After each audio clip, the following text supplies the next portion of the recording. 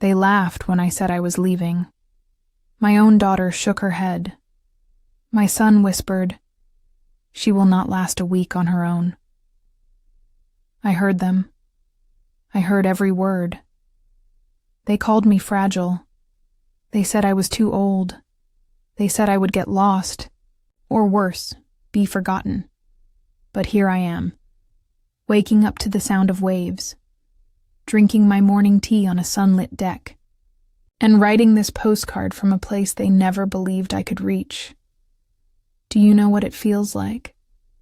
To be seen as invisible? To be spoken about like you are no longer in the room? To be underestimated by the people you love the most? Do. And this is the story of what happened after I stopped listening to them. Before we jump back in, tell us where you are tuning in from. And if this story touches your heart, please subscribe.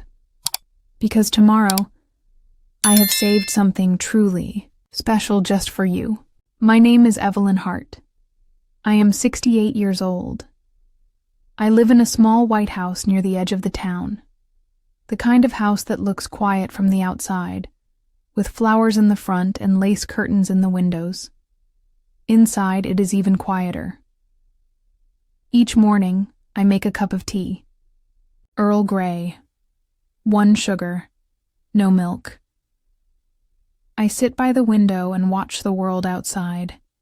People walking their dogs, children rushing to school, life happening without me. My days are simple. I water the plants. I fold the laundry. I clean the same kitchen I have cleaned for over 30 years. I watch the news, even though it always makes me sad. I read old books again, because new ones make my eyes tired, and I wait for someone to call. Sometimes it is my daughter, Rachel. She lives 20 minutes away, but sounds like she is calling from a different world. "Hi, Mom. Just checking in. Everything okay?" Always in a hurry. I tell her I am fine. She tells me she loves me. Then she hangs up. My son Daniel calls less often. He is busy. His job, his family, his life. I understand. That is what mothers are supposed to do, right? Understand. I have 2 grandchildren. I see them mostly through pictures on my phone. I look at their faces. I zoom in. I smile at the photos like they can see me smiling. But I am not really part of their world anymore. Still, I do not complain. I do not ask for much. I do not want to be a burden. That word, burden, follows me like a shadow. Sometimes I go to the grocery store just to talk to someone. Even a short chat with the cashier feels like a gift. "Lovely day, is it not?" I say. She nods, distracted. But I hold on to her smile like it means something more. My neighbors are kind. Mr. Benton brings me tomatoes from his garden. Mrs. Klein waves from her porch. We do not have long conversations, but we exchange soft smiles and small hellos. It helps. A little. In the evenings, I sit in my recliner and look through old photo albums. There is one picture I always stop at. Me, standing on a beach in Greece, years ago. I had sunglasses on, and the wind was in my hair. I looked alive. I used to travel. I used to sing in the car with the windows down. I used to dance barefoot on the kitchen floor. Now I move carefully.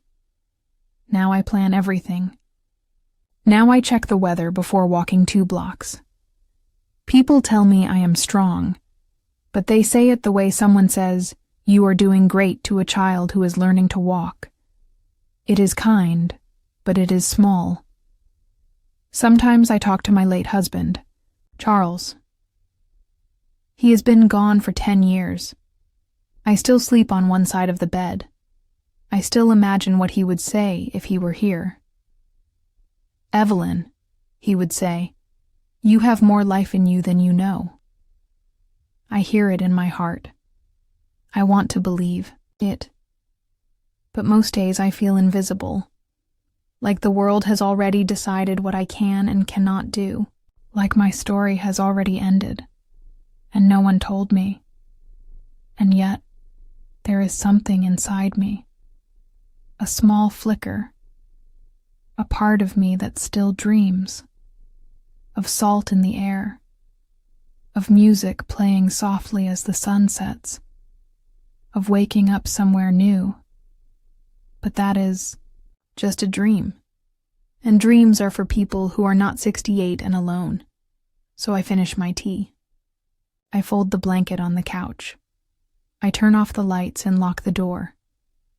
Same as always. Safe. Predictable. Quiet. But that night, something felt different. Something in the way the wind moved through the trees. Something in the way my heart beat just a little louder as I closed my eyes. I did not know it yet, but my life, my quiet, invisible, predictable life, was about to change. The next morning started like any other. I made my tea. Earl Grey, 1 sugar. No milk. I opened the curtains and watched the sunlight touch the garden. It was soft, golden, peaceful. I listened to the birds sing. Everything was calm. But something felt different. I could not explain it. Nothing had happened. No phone calls, no visitors. The house looked the same. The sky looked the same. But something inside me shifted. I stood in the middle of the kitchen and forgot why I had walked in. Not because of age or memory, because my thoughts were somewhere else. Like part of me was waiting for something to arrive, something unexpected. I shook the feeling off. I picked up my shopping list and purse. I needed milk and eggs, nothing unusual. I drove to the grocery store. The streets were quiet. I passed the small bookstore on the corner and remembered when I used to spend hours inside, just flipping through pages I never planned to buy. Charles used to tease me about that. "You are the only person I know who smells the pages before reading them," he would laugh. His voice echoed in my mind, soft and warm. I smiled. Then, for some reason, I sighed. The grocery store was not busy. I moved slowly, pushing the cart, reading labels I had read 100 times before. I turned into the produce aisle and almost bumped into someone. It was Rachel, my daughter. She was standing with her husband, Mark, and my 2 grandchildren. They did not see me right away. They were laughing at something. My grandson held up a box of cereal and made a joke. Everyone laughed again. I stood there, frozen for a moment. Then Rachel looked up and saw me. Her smile was quick, polite, surprised. "Oh, hi, Mom. What a surprise." I stepped forward, smiling gently. "Hello, dear. I did not know you were in town today." "We just needed a few things before our weekend trip," she said quickly. "Mark got tickets for a cruise, just a short one, but the kids are excited." "A cruise?" I asked, trying to keep my voice calm. "Yes, to the islands. Just 5 days. I told you about it, did I not?" She had not. I nodded anyway. Mark checked his watch. "We should hurry, Rachel. We still have to pick up sunscreen." Rachel looked back at me. "Sorry, Mom. We are in a bit of a rush. Let us talk later, all right?" I opened my mouth to say something. I do not know what. But before I could speak, they were already moving away. I stood there, holding a bag of apples, pretending to read the sticker.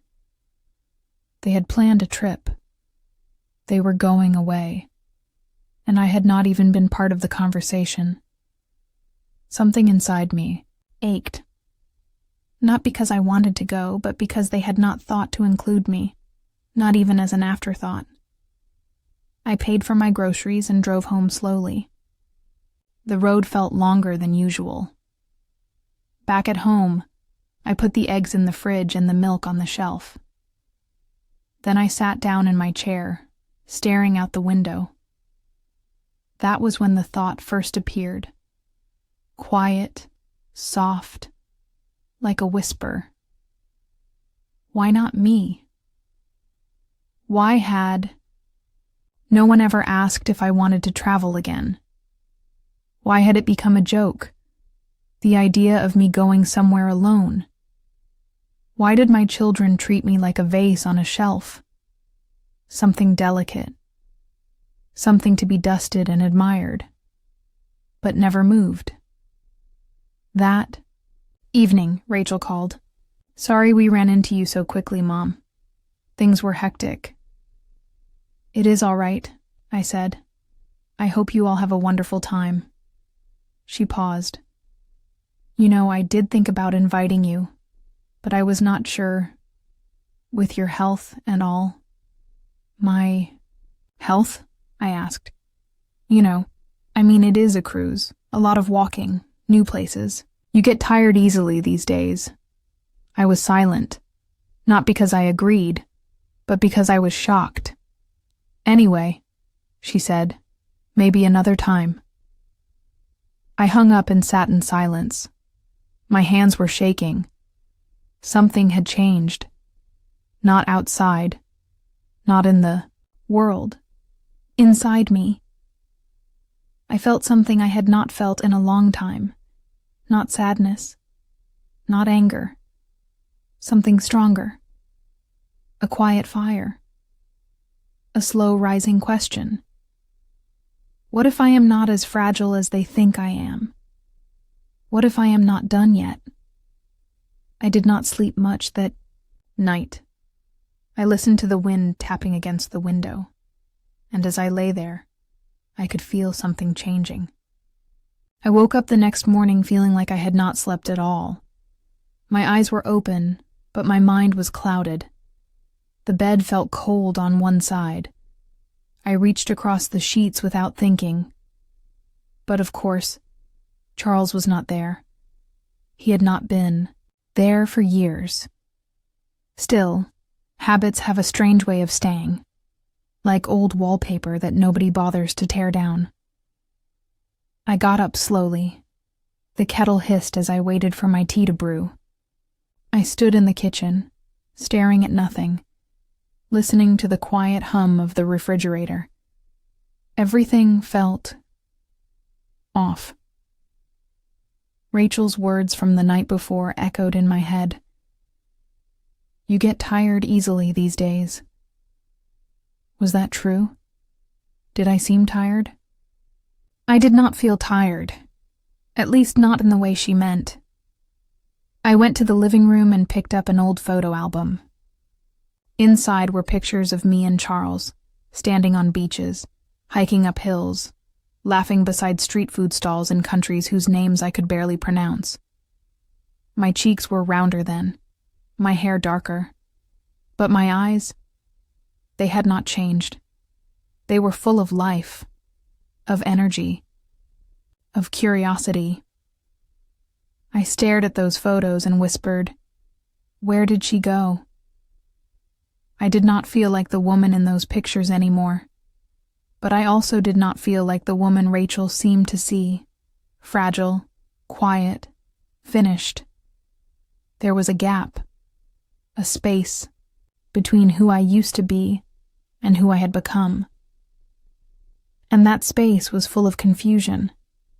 I sat there for hours, flipping through pages, reading my own handwriting under the photos. Barcelona, 1994. He bought me a red scarf that matched the sky. Cape Town, 2002. I laughed so hard I cried when he fell off the paddleboard. Venice, 2007. The gondola man said I looked like a movie star. I had lived. I had laughed. I had taken risks. I had run through rainstorms barefoot and kissed Charles on mountaintops and danced in foreign cities without knowing the language. And now? Now I was the woman who needed rest. The woman no one invited anymore. The woman they believed would rather stay home and take it easy. But they were wrong. I did not want easy. I wanted real. I wanted full. Still, the confusion held me tightly. Was I being dramatic? Was I just lonely? Maybe Rachel was right. Maybe I was not strong enough anymore. Maybe they were only trying to protect me. But if that was true, then why did it hurt so much? Later that afternoon, I decided to go for a walk. The air was cool. The sun was soft. I wrapped a scarf around my shoulders and took the long path through the park. As I walked, I passed a young couple taking selfies. A group of teenagers on skateboards. A woman about my age sitting on a bench, reading a novel with her eyes closed in the sun. She looked peaceful. I wanted to sit beside her and ask, "Do you ever feel like the world has moved on without you?" But I said nothing. I just kept walking. When I got home, I made myself a sandwich. I sat at the table.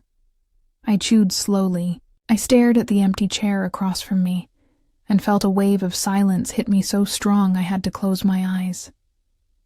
I used to love this silence. Now it felt heavier. That night, I tried to read a book, but my eyes kept wandering. My thoughts would not settle. I thought about my family, about Rachel and her soft apologies, about Mark, who barely looked at me, about my grandchildren, who used to call me just to say hello. When did I become invisible? When did my life become something others tiptoed around? I stood up and walked to the mirror. I looked at myself carefully. My hair was thinner, my skin softer, my back curved more than it used to. But my eyes, they still burned. There was fire, there, small, quiet, but real. I touched the glass and whispered, "You are still here. You are not gone. You are just waiting." And in that moment, something began to shift. The confusion did not leave, but it loosened its grip. I went to bed with the window open. The wind carried the smell of something sweet, like flowers in bloom. And as I drifted to sleep, I felt the tiniest spark inside me, small, but alive. A few days passed. I tried to return to my usual rhythm, watering the garden, folding laundry, watching the birds gather at the feeder outside my window. But something inside me had changed. It was not loud. It was not fast. It was like a quiet stirring in my chest. A voice I had ignored for too long was beginning to speak again. And this time, I wanted to listen. On Thursday morning, I went to the local community center.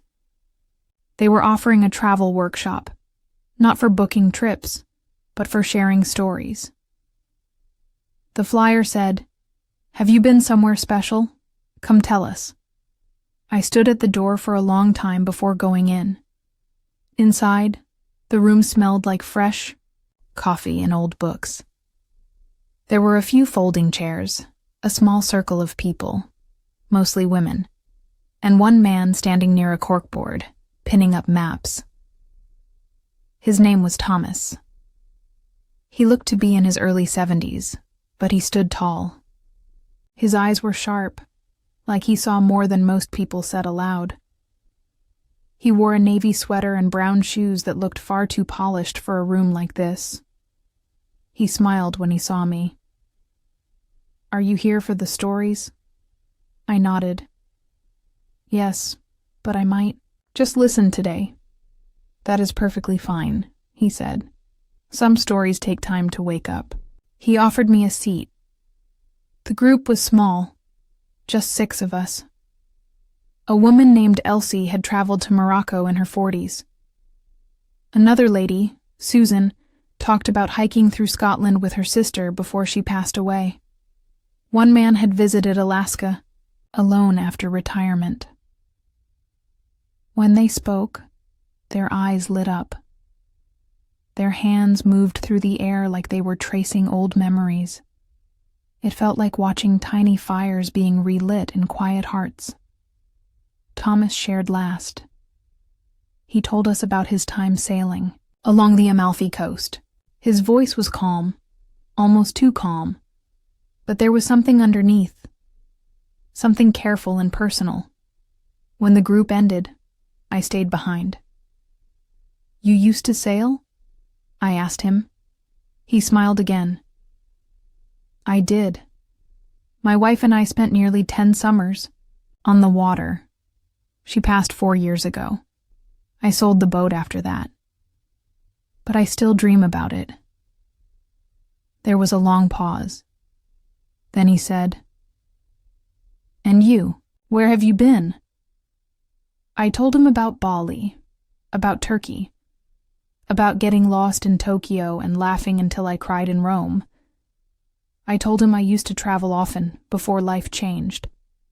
He listened, really listened, with the kind of attention that made me feel seen. "Why did you stop?" he asked gently. I hesitated. "My family thinks I should slow down. They say I get tired too easily, that I forget things, that I am not the same." He did not argue. He did not try to reassure me with empty words. He just said, "Do you believe that?" And that question sat with me all night. Do I believe that? Thomas and I began to talk more after that. Each week after the group ended, we would sit with coffee. He spoke of his sailing days, his time teaching literature, the way grief surprised him on quiet mornings. I found myself opening up too. I told him about Charles, about our long marriage, about the silence that followed his death. I told him about the postcard rack I used to collect from airports around the world. I told him about the strange ache I had felt lately, not just in my bones, but in my spirit. He never rushed me. He never judged. He listened like every word mattered, and slowly I began to trust him.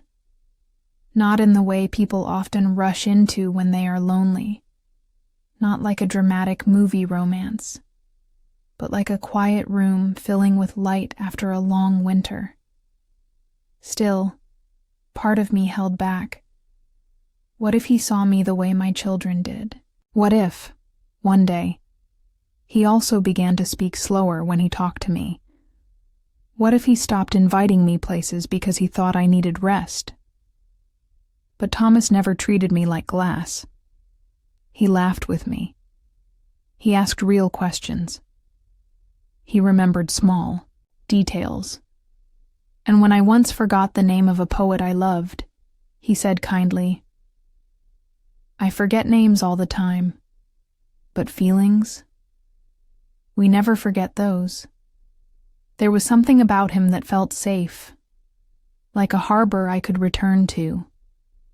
And yet, deep inside, I was afraid to fully believe it, to trust again after years of doubt, after being underestimated, after becoming the old woman who stays home. But as he walked me to my car one evening, he said something I will never forget. You still have a lot of road ahead of you, Margaret. You just need to remember how to drive it. I sat in my car for a long time after that, watching the sky turn pink, wondering what it would feel like to believe him. It had been nearly a month since I started attending the Travel Stories group. My days no longer felt as heavy. I found myself humming while making tea, or smiling at strangers in the market. There was something different in me. Not loud, not bright, but steady. And much of that change had to do with Thomas. We had coffee twice a week now. He had a quiet confidence, the kind you only gain after losing something and learning how to live again. When he laughed, it was soft. When he spoke, it felt like listening to the sea, calm but deep. One afternoon, he handed me a small book of poetry. It reminded me of you, he said. You have a voice that wants to return. These pages might help. No one had said something like that to me in years. Still, as lovely as it all seemed, there was a feeling I could not shake. A whisper, a shadow. Something just out of reach. Ignored it at first. I told myself I was simply afraid of new connections, of being hurt again, of trusting someone who might not see me for who I really was. But the whisper grew louder. It came first from my oldest friend, Marianne. She called one evening after dinner. I heard you have been spending time with someone, she said, her tone light but careful. I smiled. Yes. His name is Thomas. He runs the travel group at the center. We have been talking, that is all. There was silence on the other end. Margaret, she finally said, I want you to be happy. You deserve joy. But do you know much about him? I hesitated. I know enough. Do you? She asked. You barely know his past. And I am not saying he is hiding something. I am just saying, you have been vulnerable. Please do not let your loneliness make the decisions. Her words stung more than I expected, but they also stirred something. After we hung up, I sat on the porch with the book Thomas had given me. The poems were beautiful, full of longing and renewal. Still, Marianne's voice echoed in my mind. You have been vulnerable. Do not let loneliness make the decisions. That night, I could not sleep. I stared at the ceiling, listening to the wind move through the trees. I thought about the way Thomas never mentioned his children, if he had any. I remembered the way he avoided certain questions, gently steering the conversation away. Was he simply private, or was there something he did not want me to know? The next day I decided to ask around, not to dig, but to understand. I visited the center earlier than usual and found Elsie folding brochures. Do you know much about Thomas? I asked casually. She looked up. A little. He is kind. Very thoughtful. I know his wife passed. He took it hard. Has he worked here long? About 6 months, she said. Before that, I do not know.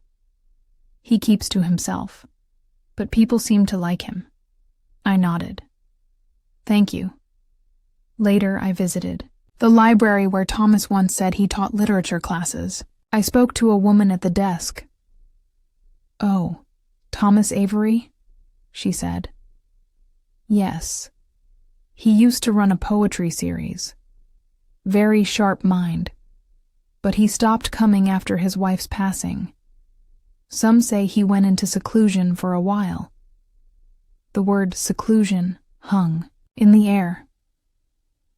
I drove home in silence, unsure what to feel. There was no clear danger, no secret revealed, just more questions, more empty spaces. That evening, as I watered my plants, Marianne's words returned again. Do not let loneliness make the decisions. I sat down on the back steps and looked up at the sky. It was not that I believed Thomas was hiding something. It was that I was afraid of how much I wanted to believe he was not. Sometimes, the warning is not about the other person. Sometimes the warning is about the longing in your own heart, the part that will accept almost anything just to feel alive again. As the stars began to appear, I made a quiet decision. I would keep seeing Thomas, but I would not rush the trust. I would move slowly, carefully, with my eyes wide open, because even though I was starting to hope again, I had learned, the hard way, that hope should never come without wisdom. I told myself it was nothing. Marianne's warning, the strange gaps in Thomas's story, the uneasy feeling that sometimes curled in my stomach late at night. I told myself I was imagining things, that I was too sensitive, that I had been alone for too long and had forgotten how to let someone in, so I ignored it. I pushed the doubts into a quiet corner of my mind and smiled more than I truly felt. Thomas and I continued to meet at the cafe. We spoke about travel, books, art, memories, all the safe, beautiful things people talk about when they are beginning to open up, but not too much. He never pushed. He listened, carefully, like each word I said deserved a place in the air between us, and I wanted to believe that was enough. One morning, he brought me a small shell. I found it on the beach near my old home, he said. It reminded me of how things look ordinary on the outside. But inside, there is music. I smiled and held it gently. It was smooth and pale pink, with a spiral deep in the center. I placed it on my windowsill that evening, where it caught the late sun. I wanted to believe in kindness again. But still, that feeling would not leave me. It came in the quiet moments, when I stood alone brushing my hair, when I looked in the mirror and asked myself if I truly knew him, when I read his texts, always thoughtful but never personal, and wondered what he was holding back. I tried to explain it to myself. Perhaps he was simply private. Perhaps he was healing in his own way, just like I was. Not everyone wanted to tell their life story to someone new. Not everyone carried their pain on the outside. So I did what I had learned to do over many years of being the peacekeeper in my family. I swallowed my worry. I told myself to be grateful. Grateful that someone cared. Grateful that I was smiling. Again. Grateful that I had someone to meet for coffee on gray mornings. But that little voice inside me, the one I had ignored too many times before, kept whispering, "Something is not right." I tried to silence it. I filled my days with activity. I repainted my guest room. I cleaned out the attic.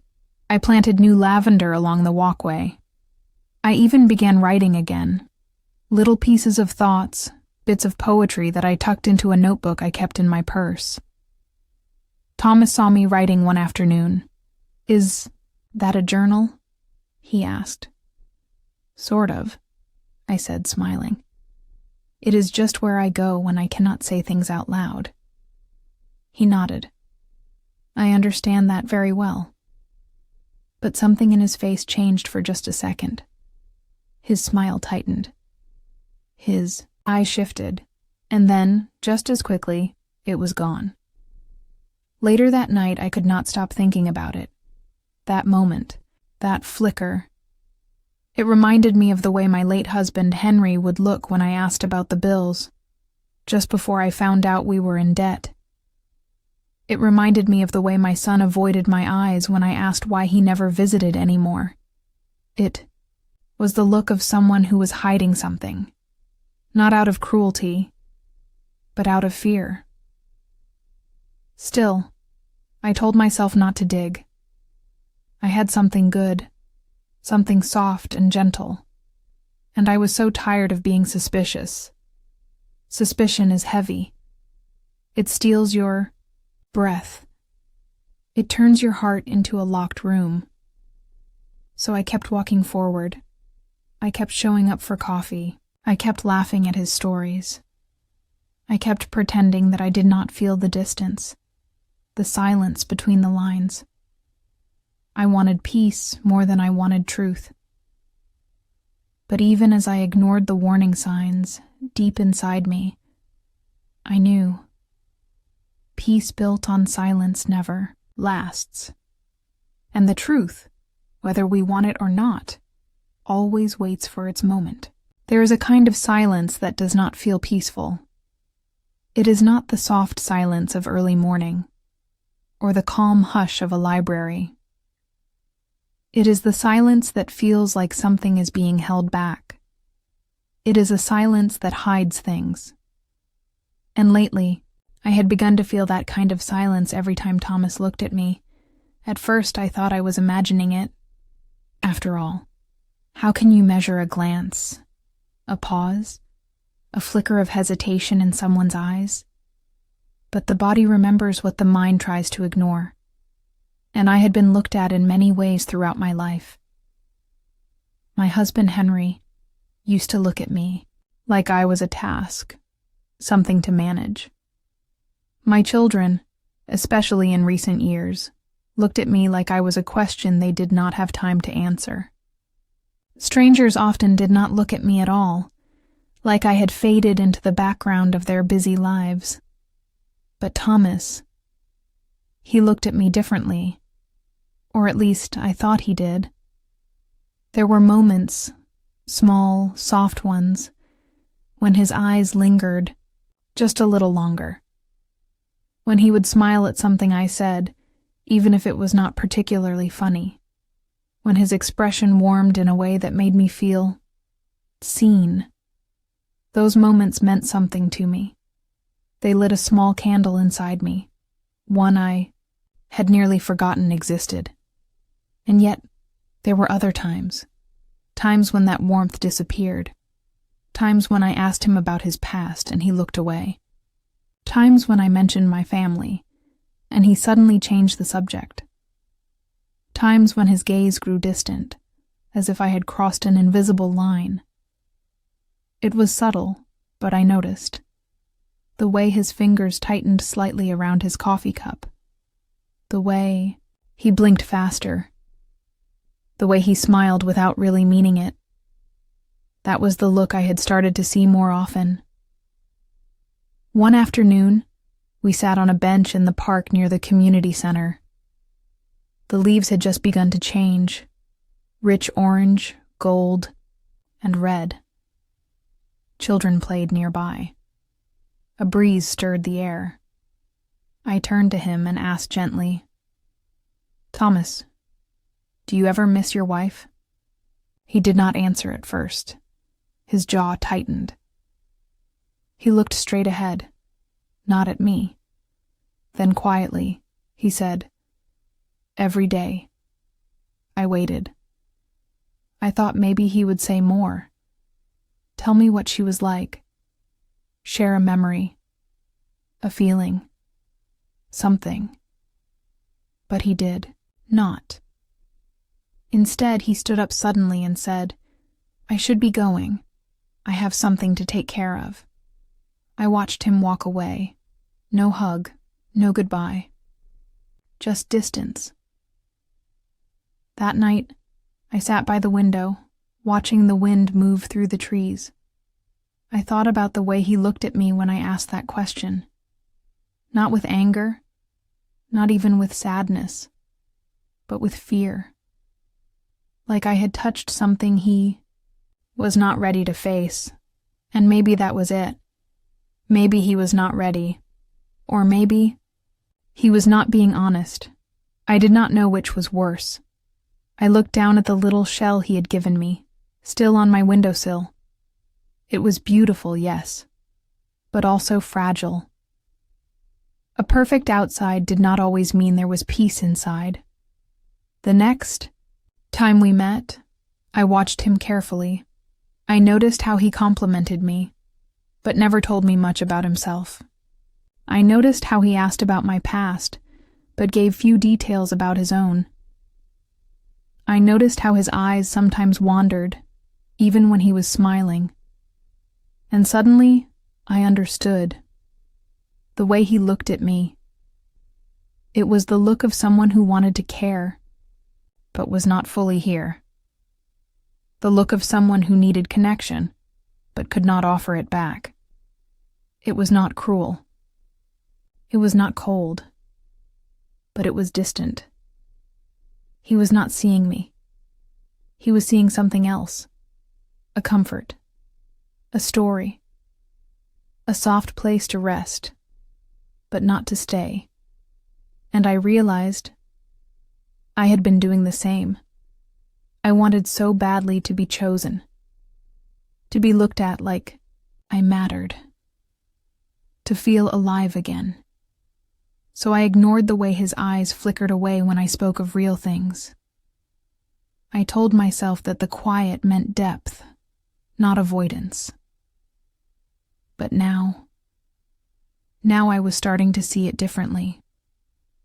The way he looked at me was not unkind, but it was not full either, and I was tired of being looked at with half light.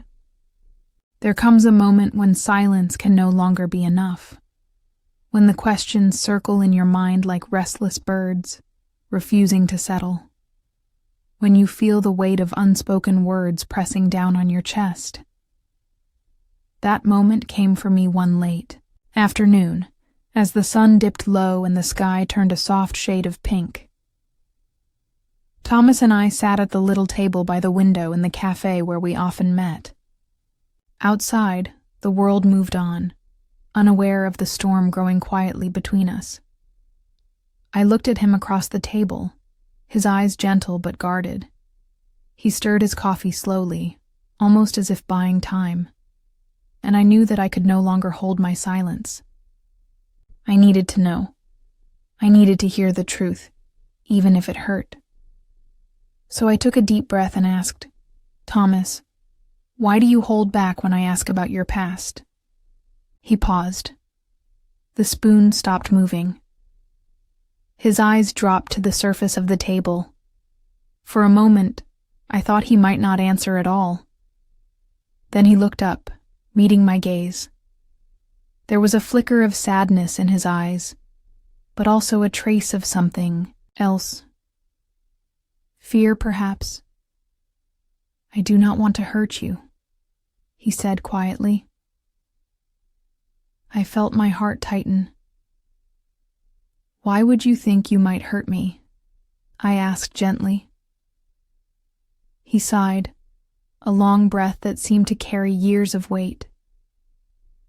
"There are things I have done, things I regret, things I am not proud of." His words hung in the air like a fragile glass ornament, ready to shatter.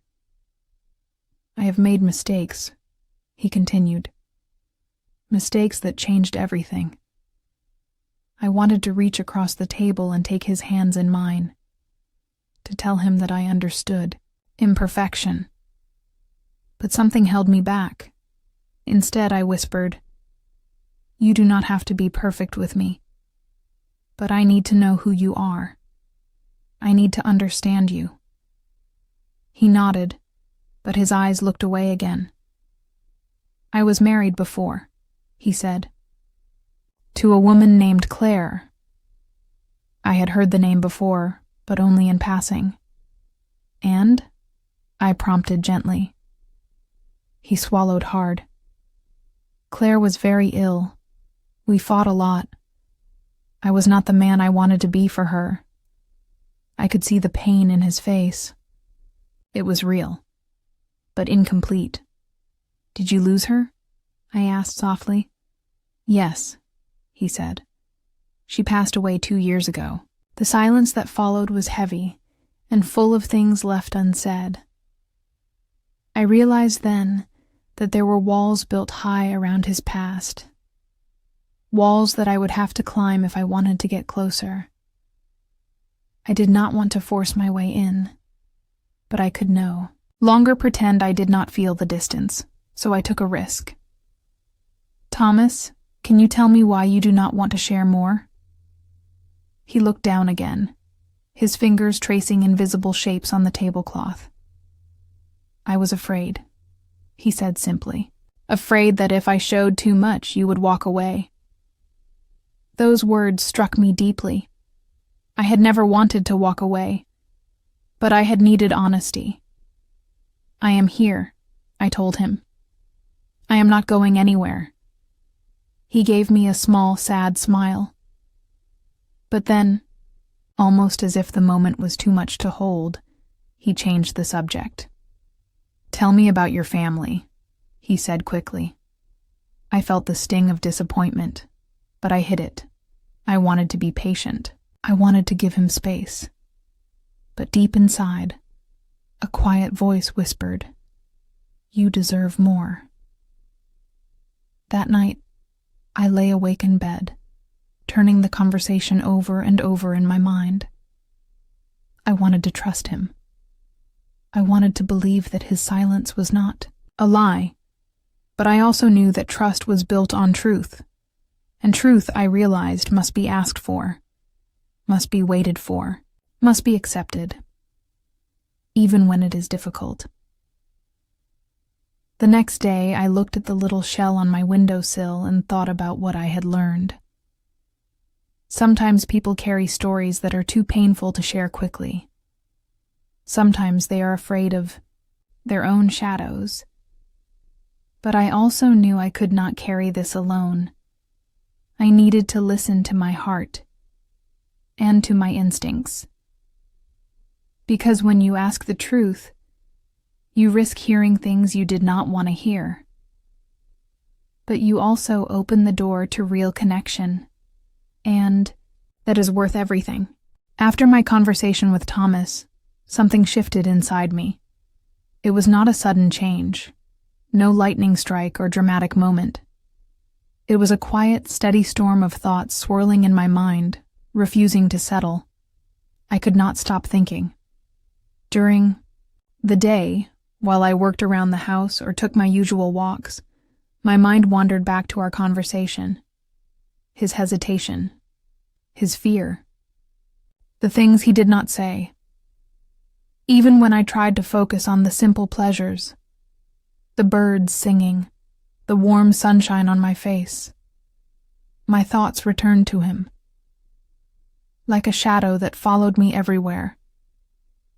At night, it was worse. I lay in bed, staring at the ceiling, my mind replaying every word, every glance, every silence. I wondered if I had asked too much, or not enough. I thought about trust, that fragile thread that connects two people. I thought about how it is built slowly, brick by brick, and how easily it can be broken by silence or secrets. I asked myself many questions. Could I trust him? Would he ever be able to share his full story? Was I fooling myself by hoping for something real? I felt restless and tired. I felt lonely, even though he was there, physically close, but emotionally distant. My emotions were tangled, hope mixed with doubt, warmth mixed with fear. It was confusing. I also remembered my own past, the times when I had hidden things, kept secrets, or protected myself from pain by not telling the whole truth. Was Thomas doing the same? I began to notice little things I had missed before. way he avoided my questions about his family, the way his smile sometimes seemed forced, the moments when his eyes looked far away, as if lost in memories too painful to share. I wanted to believe in him. I wanted to believe in us. But my heart whispered a warning I could not ignore. I started to feel trapped inside my own mind. Thoughts chased each other, making it hard to focus on anything else. Sometimes I felt overwhelmed by the silence between us, that heavy silence that carried so many unspoken words. Other times, I felt grateful for the moments when he showed kindness or warmth. It was a confusing mix of emotions, like walking on a narrow path between light and shadow. I began to write in my journal more often, trying to make sense of my feelings. I wrote about my hopes and fears. I wrote about the pain of waiting for answers. I wrote about the courage it takes to ask questions, even when the answers might hurt. Writing helped a little. It was like speaking to a friend who always listened. Still, the thoughts would not stop. I found myself waking in the early hours of the morning, staring out the window at the quiet world. I wondered if Thomas was awake too, thinking about the same things, or if he was simply moving on, leaving his past behind. I missed the feeling of certainty. I missed the peace that comes when two people share their hearts openly. But I also knew that life is rarely simple. Sometimes the hardest part is waiting. Waiting for someone to trust you enough to share their true self. Waiting for your own heart to heal and be ready. I began to understand that this was a journey, not just his, but mine too. A journey of patience, of hope, of learning to listen to both my heart and my mind. And though the path was unclear, I felt a small flicker of strength growing inside me. I would not give up on the possibility of truth, nor would I lose myself while waiting, because I deserved honesty, because I deserved respect, because I deserved love that was real. So I kept thinking, and hoping, and waiting. And in that quiet, restless space, I began to find a new kind of courage. The days passed, but the pain inside me did not shout. It was a quiet pain, soft, subtle, but always present, like a shadow that follows you even in the brightest sunlight. I found myself sitting by the window one rainy afternoon, watching. The drops fall slowly against the glass. The world outside was gray and cold, but inside, the ache felt colder still. There was no anger in this pain, no sharp words or loud tears, just a deep sadness that seemed to settle in my bones. I thought about Thomas, about his secrets, his silence, and the distance growing between us. I wondered if he felt this pain too, or if he had already moved on. Sometimes I caught myself reaching for my phone, wanting to call him, to ask if he was okay. But then I stopped, because I was afraid of what I might hear, afraid that my questions would push him further away. So instead, I sat quietly, alone, with my thoughts, listening to the rain. I remembered the times when I had felt this way before, when life had not been easy, and the people I loved had not been there in the way I needed them to be. I remembered the loneliness of those moments, the silence that followed painful words, the emptiness that filled a room when someone walked away. And yet, even in that quiet pain, I found a strange kind of strength. It was the strength to feel, to acknowledge my sadness without hiding it.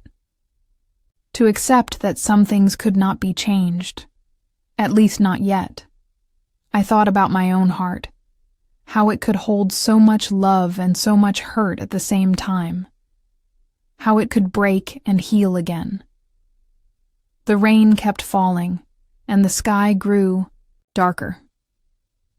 I felt tears begin to fall, soft and slow, not tears of anger, not tears of defeat, but tears of release, tears that washed away some of the heaviness.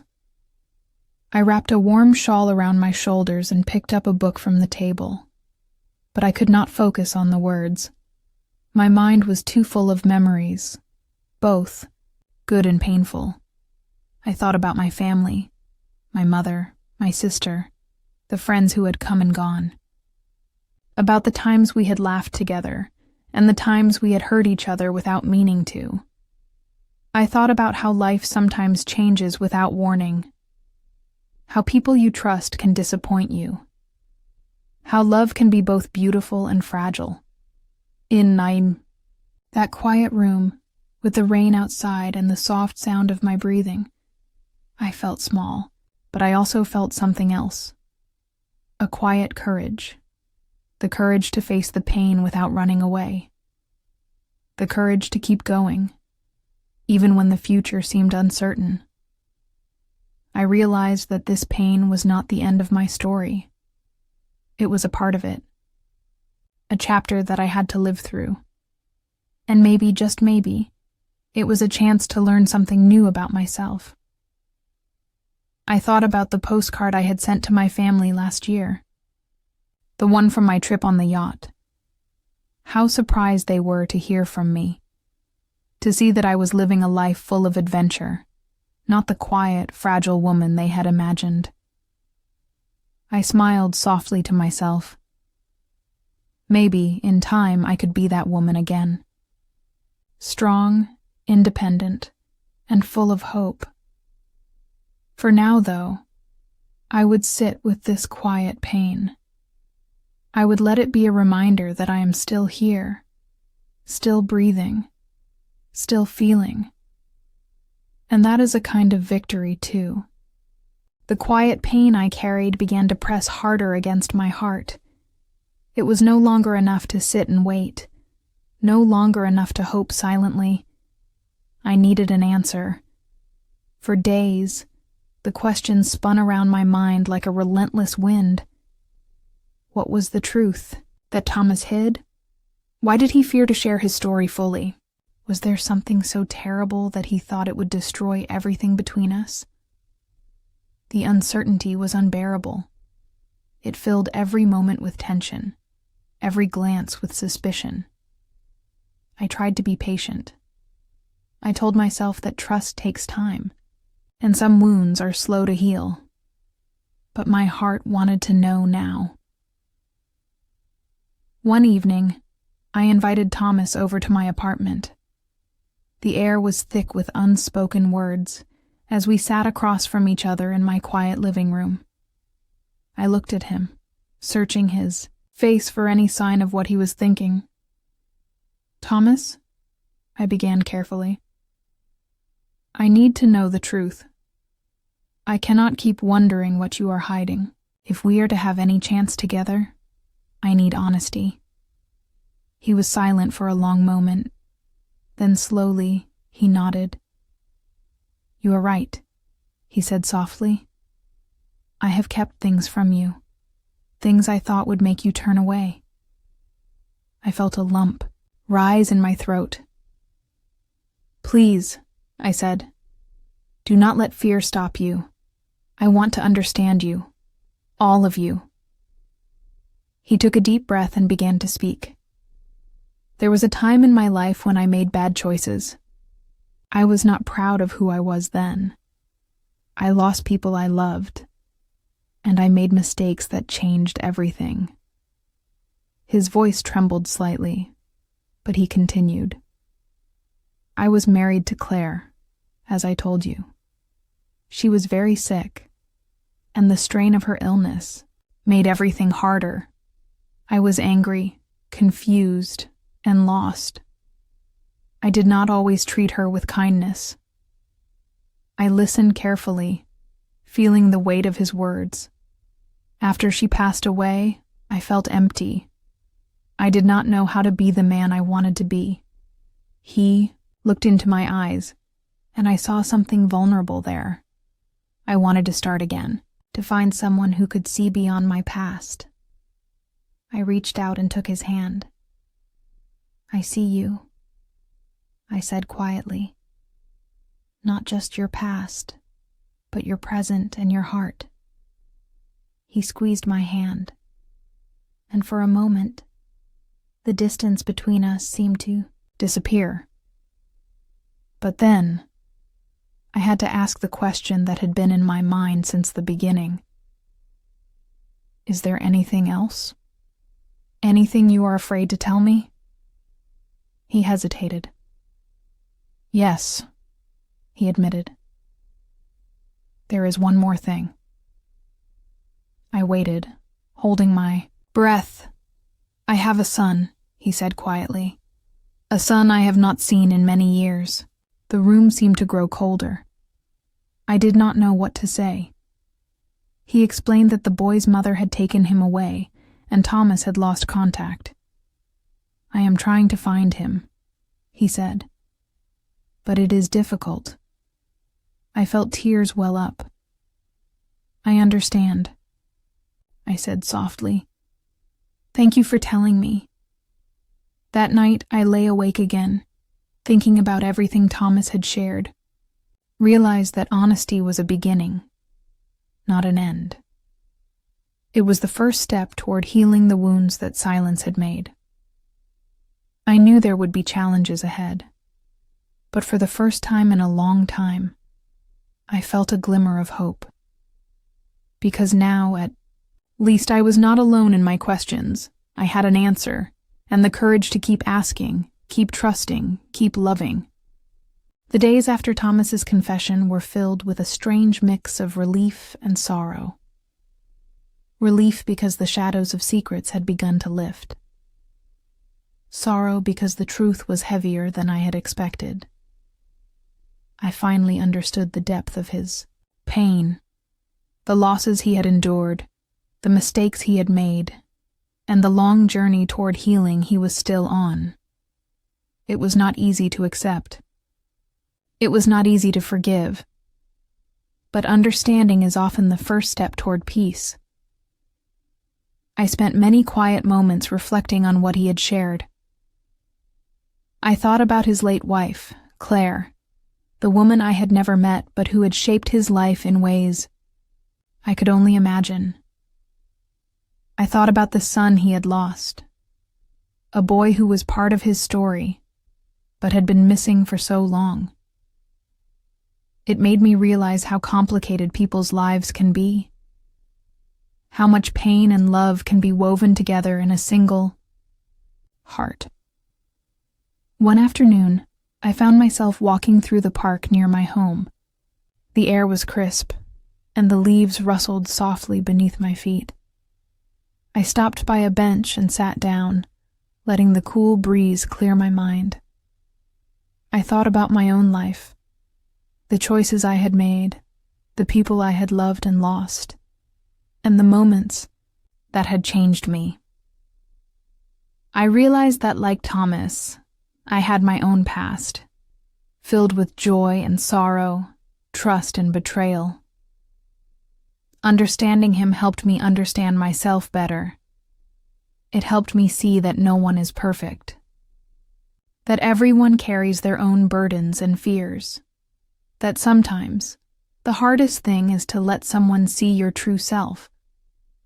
That afternoon, I felt a new sense of compassion for Thomas, for myself, and for all the people who struggle with their own stories. I knew that our relationship would not be simple or easy. There would be challenges, misunderstandings, and moments of doubt. But I also knew that it was worth trying. Because love is not about perfection. It is about acceptance, patience, and the courage to keep going even when the path is unclear. Later that evening, Thomas came over again. We sat quietly, holding hands and sharing the simple comfort of each other's presence. For the first time, I felt a fragile hope blossoming between us. A hope that we could build something real.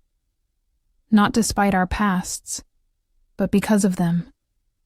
Thought about the postcard I had sent from the yacht last year. How it had surprised my family and changed their view of me. Maybe, I thought, this was another kind of postcard. A message to myself and to Thomas. A promise that we would face the future together, no matter what it held. I looked into his eyes and smiled softly. I finally understand, I said, and I am willing to try. He smiled back, a smile filled with gratitude and relief. In that moment, I knew that healing was possible, that love could grow from truth, and that even after the darkest storms, the sun could shine again. There came a moment when understanding was no longer enough. When the quiet hope I had felt began to feel fragile, even fragile things can break. I realized that sometimes love is not enough to hold two people together. Sometimes the pain is too deep, the wounds too fresh.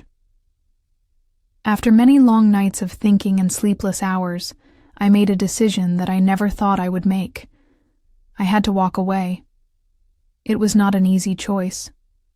I had hoped for a future with Thomas. A future where trust could grow and wounds could heal. But the reality was harsher than my hopes.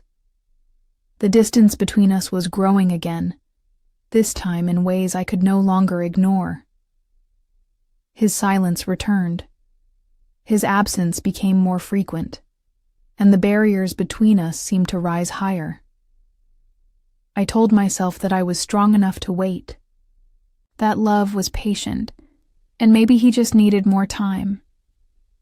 But the truth was that I felt myself slipping away. So, one evening, I packed a small bag with the things I needed and left my apartment quietly. I did not shout or make a scene. I did not say goodbye. I just walked out the door, feeling the cool night air on my face. The streets were empty and quiet, and I walked without a clear destination. I felt tears coming, but I did not stop them. I wanted to feel everything, the sadness, the fear, the loneliness. I wanted to give myself permission to be human. The next few days were a blur. I stayed with a friend who offered me a warm bed and kind words. She listened without judgment when I spoke about my heartbreak. She reminded me that walking away is not always a failure. Sometimes it is the bravest thing a person can do. I began to understand that walking away did not mean giving up on myself. It meant choosing to protect my heart, choosing to heal on my own terms. At first, the silence around me was deafening.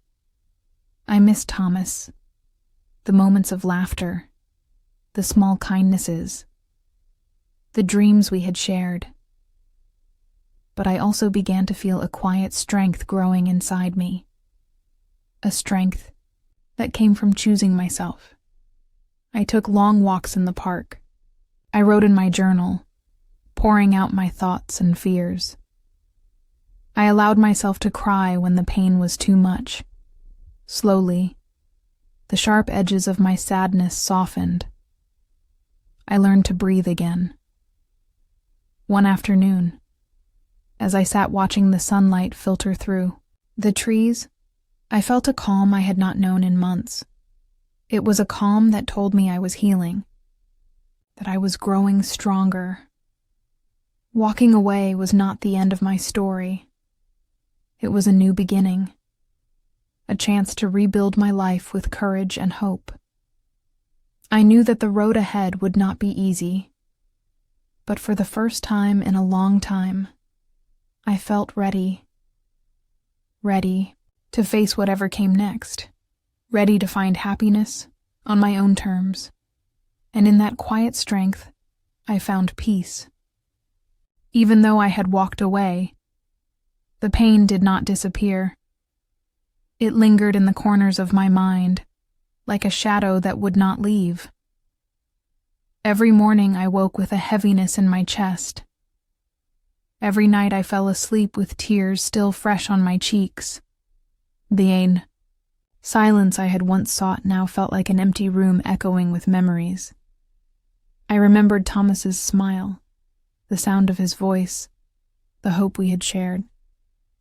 And I felt a deep ache, the kind of ache that words cannot fully explain. It was strange. I had thought that leaving would make me feel free, but freedom did not come without a price. The pain stayed. Sometimes I would find myself staring out the window, watching the rain fall softly against the glass. The drops looked like tears, and I imagined they were washing away my sadness. But the sadness was still there, quietly waiting. I told myself to be patient. Healing is not a straight path, and pain takes time to fade. But patience was hard when every moment felt heavy. One afternoon, I met with my friend Sarah for coffee. She saw the sadness in my eyes and reached across the table to hold my hand. "It is okay to feel this way," she said gently. "You are allowed to grieve what you have lost." Her words felt like a warm blanket around my heart. I realized that I did not have to pretend to be strong all the time. It was okay to be vulnerable. It was okay to cry. Slowly, I began to let myself feel the pain instead of pushing it away. I allowed memories to come and go, like waves on the shore. Some days were harder than others. There were moments when I felt overwhelmed by loneliness. But there were also moments when I felt a quiet strength growing inside me. I began to understand that pain is part of healing. It reminds us that we are alive and that we have loved deeply. 1. Evening. I sat alone in my apartment, holding a photograph of Thomas and me. I whispered a goodbye, not full of anger or regret, but full of acceptance. I knew the pain would not vanish overnight, but I also knew that I was moving forward. Step by step, day by day, I was learning to live with the pain and to find hope beyond it. There are moments when the present feels too heavy to carry, and the past calls to me like a gentle whisper. I find myself missing the past, the days when life seemed simpler, when happiness was easier to find. Sometimes I close my eyes and travel back to those memories. I see the house where I raised my children, full of laughter and warmth. I hear the sound of their voices, bright and innocent. I remember the smell of fresh bread baking in the kitchen, the soft touch of my husband's hand on my shoulder. Those were days when love felt safe and certain. I miss those moments more than I can say. Sometimes the memories make me smile. Other times, they bring a sharp ache, a reminder of what has changed and what I have lost. I miss the people I was once close to, the family that now feels distant and unfamiliar. I miss the dreams I had, the plans I made for a future that now seems so far away. One evening, I sat by the window watching the sun set behind the hills. The sky was painted with soft pinks and golds, colors that reminded me of hope. I reached for my old photo albums, carefully turning the pages filled with pictures of happier times. I saw my daughter's bright smile, my son's proud face, my own younger self full of promise. Tears welled up in my eyes, but I did not wipe them away. I wanted to feel the fullness of those memories, the joy and the sorrow mixed together. I thought about how those moments shaped me, how they made me who I am today. Missing the past does not mean I am stuck in it. It means I carry it with me as a part of my story. I talked to Sarah about these feelings, and she reminded me that it is natural to miss what once was. But remember, she said softly, your life is still being written. The past is only one chapter. Her words gave me comfort. I realized that I could honor my past without being trapped by it. I could cherish the memories and still look forward. The past is a place I visit in my heart, not a place where I live. In those quiet moments of reflection, I felt both sadness and gratitude.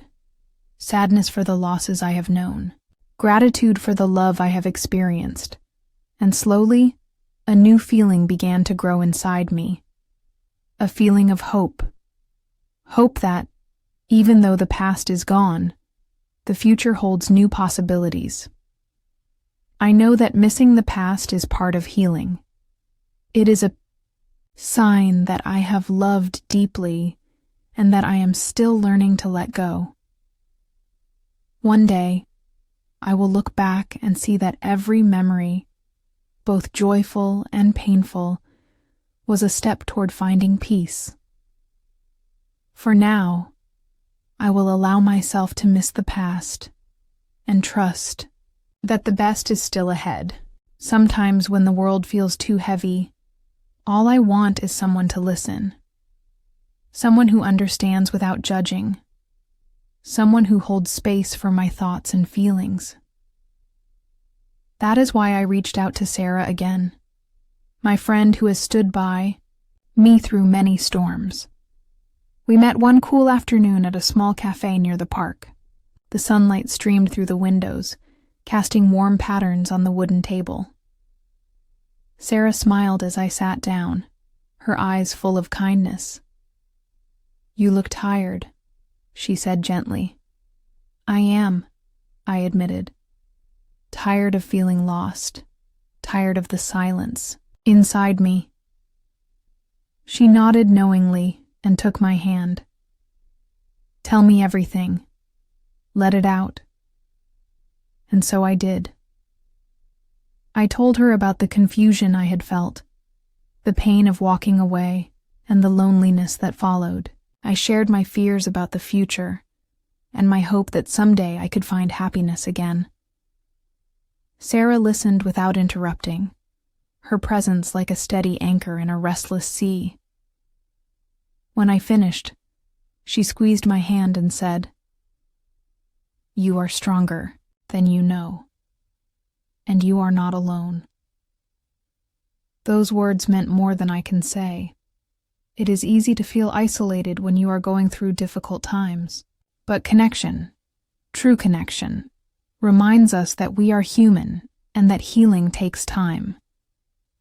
We talked for hours, sharing stories of past struggles and moments of joy. Sarah reminded me of my own courage, the strength I had shown simply by surviving. She helped me see that my pain was real and valid, but it did not define me. After our talk, I felt lighter. Not because the problems had disappeared, but because I had shared my burden. I realized that talking to a friend is a form of healing. It helps untangle the knots inside our hearts. In the days that followed, I made a promise to myself to reach out more, to be open about my feelings, even when it felt scary. Because healing is not something we do alone. It is something we do together. Sarah's friendship became a source of comfort and strength. She reminded me to take small steps, to breathe, to rest, to be gentle with myself. One evening, as we walked home from the cafe, she said something that stayed with me. Sometimes the hardest part is asking for help, but that is also where healing begins. I nodded, feeling grateful for her wisdom. I began to see that my journey was not just about overcoming pain, but about learning to accept help and love.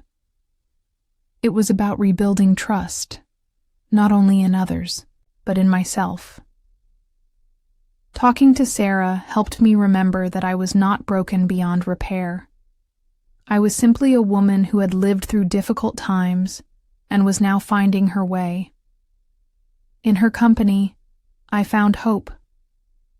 Hope that I could face the future with courage, and hope that, with time and patience, my heart could heal. Saying goodbye is never easy. It feels like closing a door on a part of yourself, a part that you once held close. But sometimes, saying goodbye is necessary, a step toward healing and peace. I remember the day I said goodbye to Thomas. It was a quiet afternoon, the sky overcast, and the air cool. I had spent many nights wondering if I would ever find the courage to speak the words aloud. When I finally did, my voice was soft but steady. "Thomas," I said, "I think it is time for us to say goodbye." He looked at me, surprise and sadness in his eyes. "I do not want to lose you," he whispered. "But we are already lost," I replied gently. The words felt like a release, a heavy weight lifted from my shoulders. I explained how I had tried to hold on, how I had hoped things could change. But I also told him that I needed to let go for my own sake. It was not a moment of anger or blame. It was a moment of acceptance. We talked quietly, honestly, without accusations or tears. I thanked him for the good memories we had shared and the lessons I had learned. He thanked me too, for being honest and brave. When I left that day, I felt a strange mix of sadness and relief. I was saying goodbye not only to Thomas, but to a dream I had once cherished. It was a goodbye to the future I had imagined, but it was also a goodbye to pain and confusion. In the days that followed, I allowed myself to feel the sadness fully. I cried when I needed to. I wrote in my journal, pouring out my heart. But I also began to feel a quiet strength growing inside me. Saying goodbye opened space for new beginnings. It taught me that endings are part of life, and sometimes they lead us to better places. I thought about all the good moments I had shared with Thomas, the laughter, the kindness, the love. I kept those memories as treasures, but I did not let them hold me back. Saying goodbye was a gift I gave myself, a gift of freedom and hope. Learned that sometimes love means letting go so that both people can find peace. That goodbye was not the end of my story. It was the start of a new chapter, one where I could choose my own happiness. I told Sarah about that day, and she smiled warmly. "You have grown so much," she said. "I am proud of you." Her words filled me with gratitude. I realized that saying goodbye had been one of the bravest things I had done. It was an act of self-love and courage. And as I move forward, I carry with me the strength I found in that goodbye. Being alone is not always easy. At times it feels like standing in a quiet room with no one else around. But I have learned that being alone does not mean being lonely. After I said goodbye to Thomas, I found myself truly alone for the first time in many years. The house felt emptier, the silence deeper. I could hear my own breathing, my own thoughts. At first, the quiet was frightening. I missed the sound of voices, the presence of another person. I missed the routine of shared days, the comfort of familiar habits. But slowly, I began to see something new in solitude. I began to discover the power of being with myself. I started to enjoy the freedom to make decisions without needing to consider anyone else. I could spend the day reading or walking in the park or simply sitting in the sun. I felt the fresh air on my face, the warmth of sunlight on my skin. Those simple moments became gifts. I found that being alone gave me time to listen to my own heart. I could reflect on who I was, what I wanted, and what I needed. There were moments of sadness, yes. Times when the silence felt heavy and my thoughts grew dark. But I also found moments of peace. I began to appreciate my own company. I learned to be gentle with myself, to forgive my mistakes and celebrate my small victories. One evening, as I sat on my balcony, watching the stars, I felt a sense of calm I had not known in a long time. I realized that being alone was not a punishment or a punishment. It was a chance to reconnect with myself, to heal and grow. I started new hobbies, painting, writing, even learning to cook new recipes. Each activity helped me feel more alive and more connected to my own spirit. I reached out to old friends and made new ones. I found joy in conversations that were honest and kind. Being alone did not mean closing the door on others. It meant opening the door to myself first. I began to see my own worth clearly. I was not defined by my past or by the opinions of others. I was a woman who had survived difficult times and was now learning to thrive. There was a quiet strength inside me that I had not noticed before. It was a strength born from pain, from resilience, and from hope. I knew that the road ahead would not always be easy. There would still be challenges and moments of doubt. But I also knew that I was ready to face them. Alone, yes, but never lonely. Because I had found something precious, my own voice, my own power, and that made all the difference. I am not the same woman I was a year ago.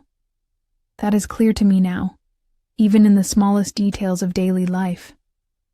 Sometimes I catch myself smiling quietly, a new confidence rising from deep inside.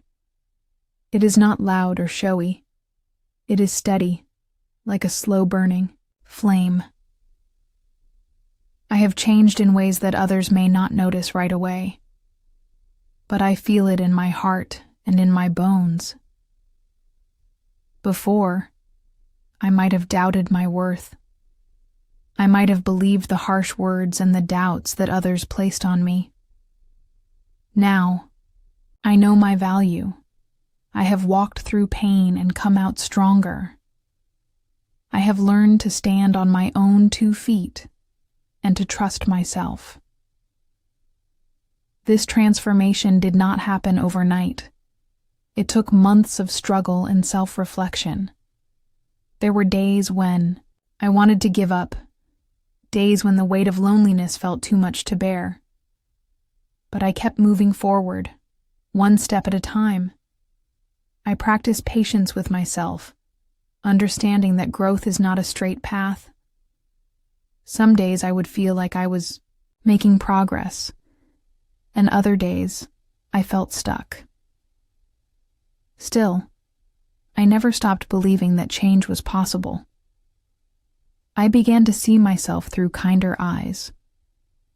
I forgave the mistakes I had made, both big and small. I accepted that I am not perfect, and that is okay. In fact, it is beautiful. There is freedom in embracing who I truly am, with all my flaws and strengths. My relationships with others have changed as well. I no longer seek approval or validation from those who do not respect me. I have learned to set boundaries to say no when I need to. This was difficult at first, but now it feels like an act of self-respect. I have surrounded myself with people who lift me up and encourage my growth, and I have let go of those who bring negativity or doubt into my life. This process has been both painful and healing, but I believe it has made me a better woman. I have discovered new interests and passions. I take time to care for myself, physically, emotionally, and spiritually. I enjoy simple pleasures, like walking in the park or reading a good book. I have even started journaling regularly, which helps me understand my thoughts and feelings more clearly. Looking back, I realize that the woman I was is not gone. She is part of me, a foundation on which I have built something stronger. But I am no longer afraid of the future. I face each day with courage and hope.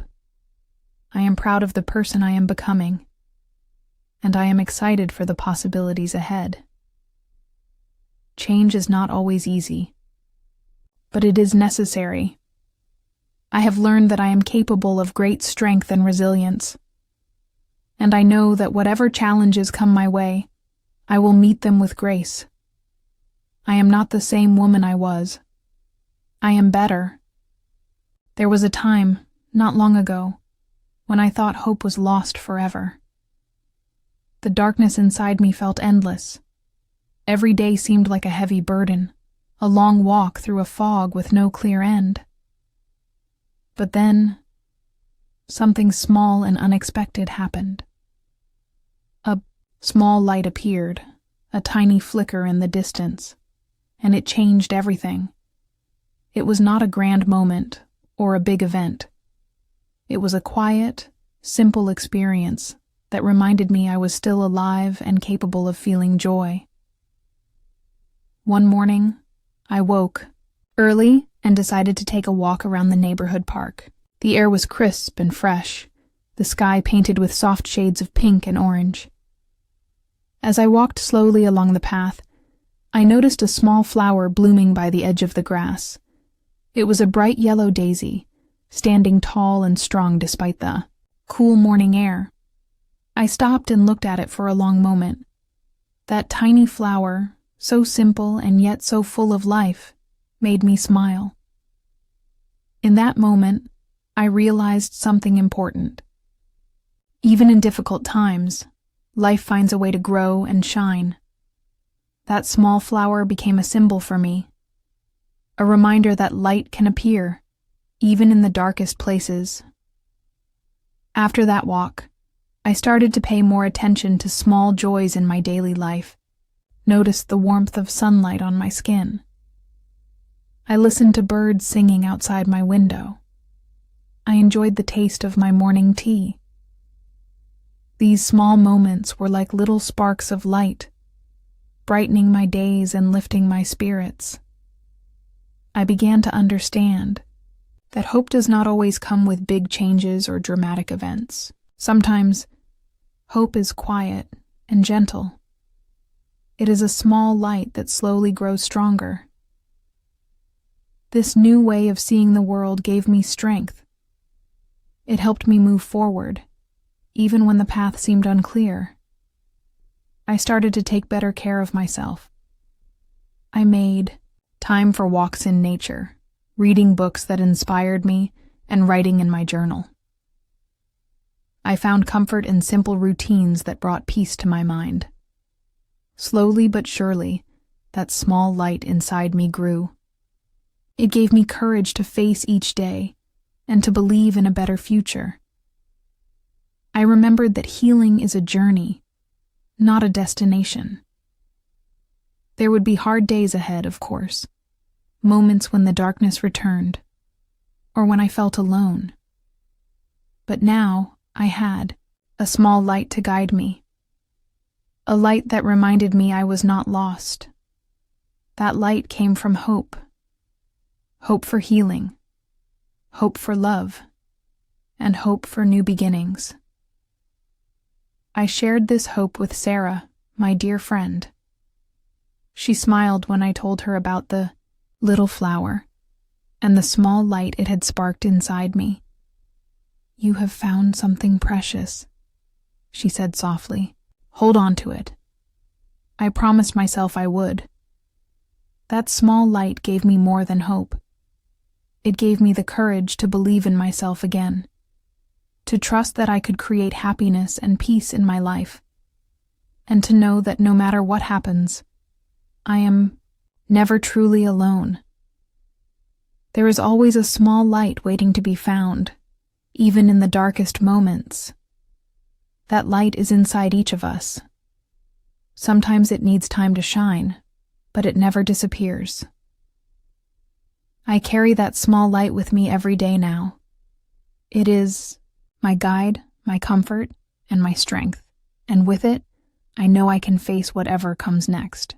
Starting over is never easy, especially when life has worn you down for so long. But I have learned that beginning again is not about forgetting the past. It is about carrying the lessons forward and choosing to step into a new chapter with hope. After the darkness and pain I experienced, I felt the need to rebuild my life carefully and slowly. I was no longer willing to rush or pretend that everything was fine. I took time to create new routines that felt good for me. Routines that nourished my body, mind, and soul. Each morning, I started with a simple practice: breathing deeply and giving thanks for the new day. It was a small act, but it grounded me. It reminded me that every day was a fresh opportunity. I began to move my body again.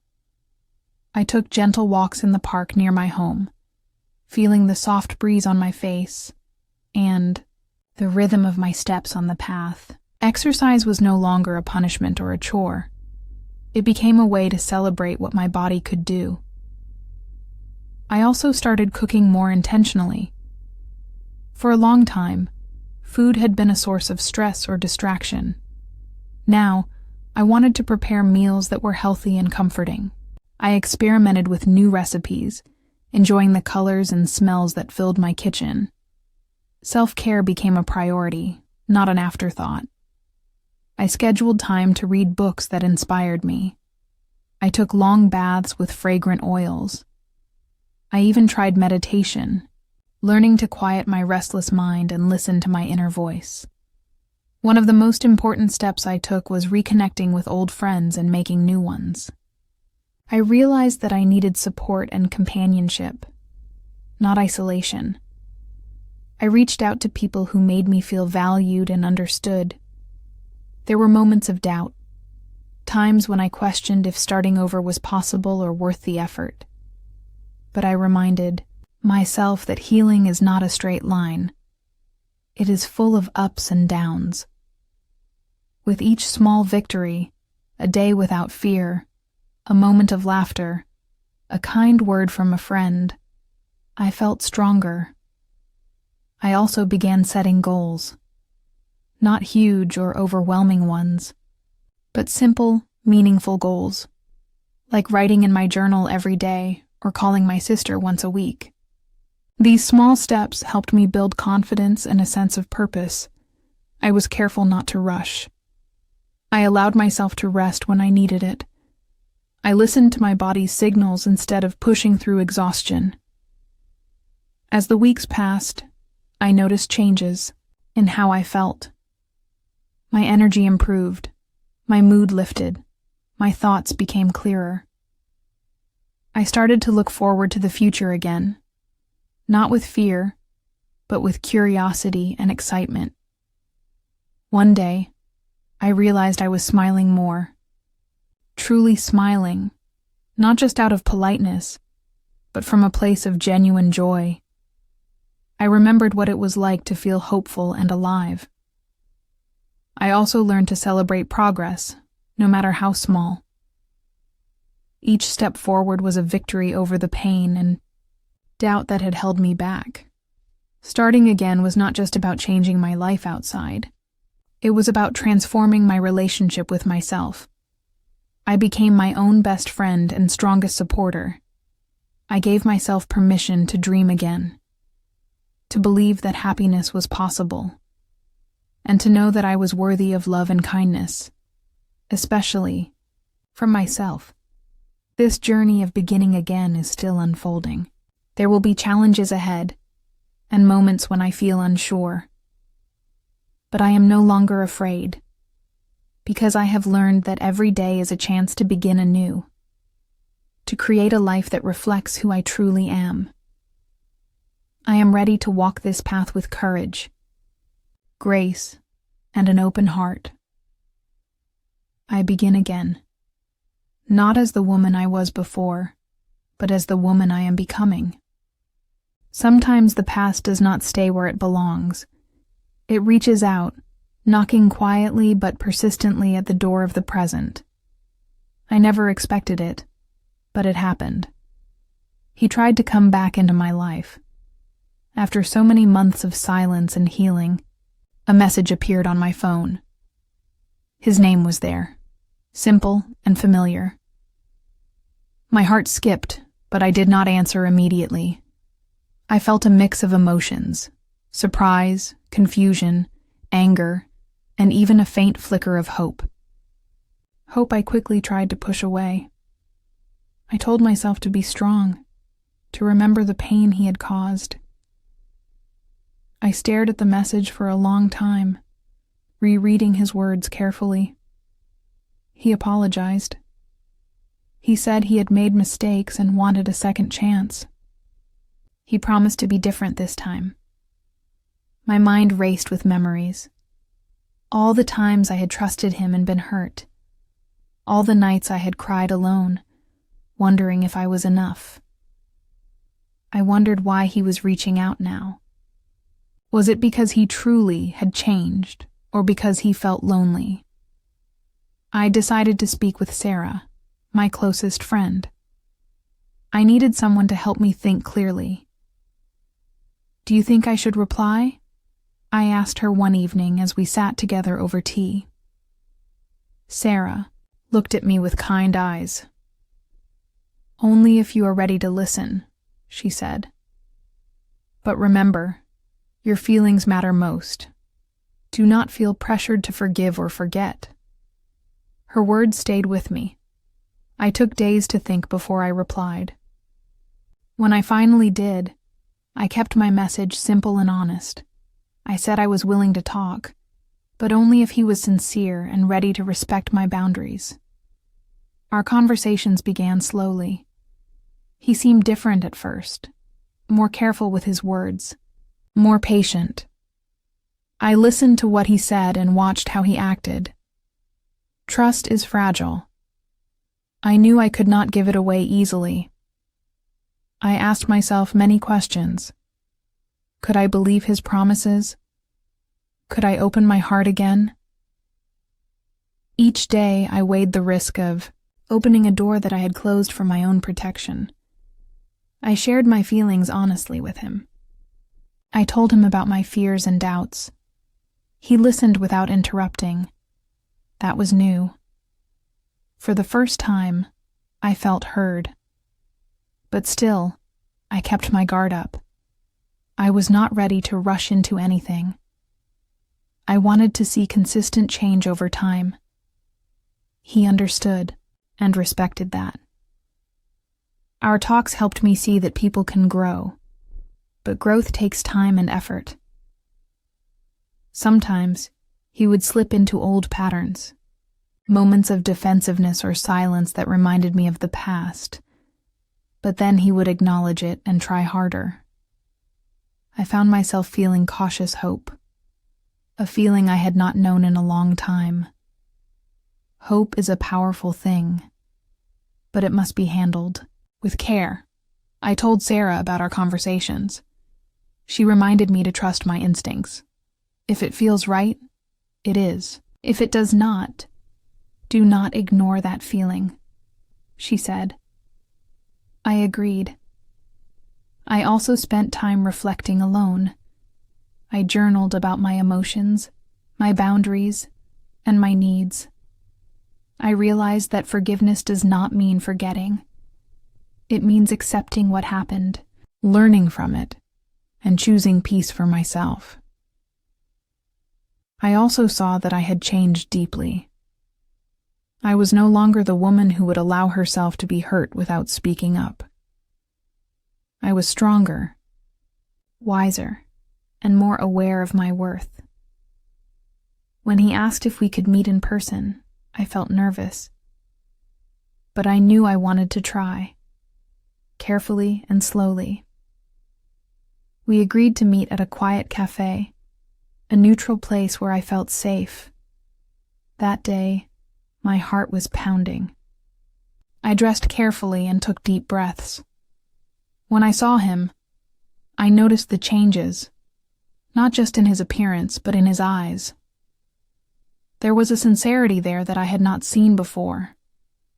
We talked for hours, about the past, the present, and the future. It was not perfect. There were moments of silence and difficult emotions, but it was real. I realized that coming back does not erase what happened. It is a choice to try again with honesty and respect. I knew that if I was going to let him back into my life, it would be on my terms. I would protect my heart and my peace. He had to show, day by day, that he was worthy of my trust. This was a new chapter. Uncertain, yes, but filled with possibility. And for the first time in a long time, I felt ready to face it. The woman who sat across from me in that quiet cafe was not the same woman he had once known. I was different now, shaped by pain, healed by time, and strengthened by experience. I could feel the change deep inside me, in the way I held myself and the way I saw the world. For many years, I had been afraid to stand up for myself. I had allowed others' opinions and actions to shape my sense of worth. But that was no longer true. I had learned that my voice mattered. My feelings mattered. And most importantly, I mattered. I remember how hard it was in the beginning, to look at myself honestly and admit the wounds I carried. To face the truth about those I loved and the ways they had hurt me. It was painful, but necessary. Through those hard moments, I discovered strength I never knew I had. Strength that came from forgiving myself for mistakes and from setting clear boundaries with others. I realized I could no longer live for others' approval. I had to live for my own happiness and peace. When he tried to come back, I saw that I was no longer the woman who would blindly trust. I was cautious but open. I listened carefully, but I also paid attention to actions, not just words. This new awareness made me feel powerful. I had grown from a place of vulnerability to one of confidence. I understood that being different did not mean losing kindness or compassion. It meant loving myself enough to protect my heart. I began to see my worth clearly, not through others' eyes, but through my own. This transformation was not sudden. It was slow, like the gentle unfolding of a flower.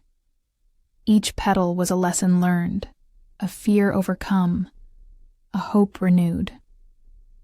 I spent many quiet moments reflecting on my journey. I journaled about the woman I had been and the woman I was becoming. I realized that the pain I had endured was part of my story, but it did not define me. Instead, it was the reason I had grown stronger. I no longer feared being alone because I had found comfort in my own company. I also became more patient with myself. I knew healing was a process, not a race. When he returned, I was able to hold space for the possibility of change, in him and in me. But I also knew that I would not compromise my well-being for the sake of a relationship. That was the biggest difference. I understood that true strength is gentle and steady. It does not shout or demand. It listens, waits, and chooses wisely. I felt proud of how far I had come. Proud that I had not given up on myself. I was ready to face whatever came next, with courage and grace. The woman I was now was a woman who knew her worth and would not settle for less. This new self did not fear the future because she had survived the past. She was ready to live fully, with heart open and feet steady on the ground. I am different now, and I like who I am becoming. Choosing oneself is not an easy decision. It is not a sudden act or a quick realization. It is a slow, steady process of understanding, of standing tall, and of saying quietly but firmly, I deserve peace. I deserve respect. I deserve love. Especially from myself. For so many years I gave my energy and my heart to others. I thought that was what being a good daughter, a good partner, and a good friend meant. I thought my happiness depended on making others happy. But I was wrong. I realized that no one else can give me what I must give myself first. The love, the care, the respect, all these must come from within. When he tried to come back, it forced me to look deeply at what I really wanted. Not what others expected, not what I hoped might be, but what was true for me. It was a moment of clarity. I had been caught in a web of old patterns and familiar pain. But now, I saw a path forward, a path that led to self-love and self-respect. Choosing. Myself meant making difficult decisions. It meant saying no to those who hurt me, even if they begged for forgiveness. It meant walking away from relationships that no longer served my well-being. I felt a mixture of sadness and relief. Sadness for what was lost. Relief for what I was gaining. Freedom, peace, and dignity. It was not easy to explain this choice to others. Some did not understand. They thought I was selfish or cold. But I knew better. Choosing myself was the most loving thing I could do, for me and for those around me. Because when I am whole, I can give more fully. When I am strong, I can love more deeply. I started to build new routines that honored this choice. I spent time alone, learning what truly made me happy. I explored old hobbies I had forgotten and tried new things that sparked joy. Surrounded myself with people who supported me, friends who listened without judgment and who celebrated my growth. Choosing myself also meant forgiving myself. I let go of guilt for past mistakes. I stopped blaming myself for things I could not control. I accepted that I had done the best I could with the knowledge and strength I had at the time. This forgiveness was freeing. It opened my heart to new possibilities. I became more patient with my healing process. I learned to honor my feelings, whether they were sadness, anger, or hope. Each day, I reminded myself that choosing me was not an act of arrogance, but an act of courage. It was a declaration that I mattered. This choice gave me new energy and purpose. I began to see the world through a different lens, one filled with possibility rather than fear. I felt lighter, freer, and more alive. I no longer feared the future because I trusted myself to handle whatever came my way. Choosing myself was a gift I gave to my soul. It was the foundation for a new chapter, one where I was the author of my own story. I knew that there would be challenges ahead. Old doubts and fears might try to creep back in. But I was ready. I was ready to protect my peace and live authentically. This choice was my power. It was my promise to myself to never settle for less than I deserved. And in that promise, I found strength. I found hope. I found freedom. I choose myself. Today, tomorrow, and always. She smiled. Not because she forgot, but because she survived. That sentence stayed with me for days. It echoed quietly in my heart like a soft melody I could not ignore. I realized that after all the storms, the betrayals, and the tears, I had made it through. I was still here. The morning sunlight streamed gently through my window. It cast warm golden light on the simple things around me. The worn wooden floor, the delicate leaves of my potted plants, the books stacked neatly on the shelf. Everything seemed ordinary, yet somehow everything felt different. I had stepped into a new day, not just the calendar's promise of another 24 hours, but a real new day, a fresh start filled with hope and quiet strength. For years I had lived in the shadow of disappointment and pain. I had been weighed down by the expectations of others and my own fears. But now, I was learning to lift that weight, one small step at a time. I took a deep breath and looked out at the world beyond my window. The sky was a pale blue, dotted with soft, fluffy clouds drifting lazily across the horizon.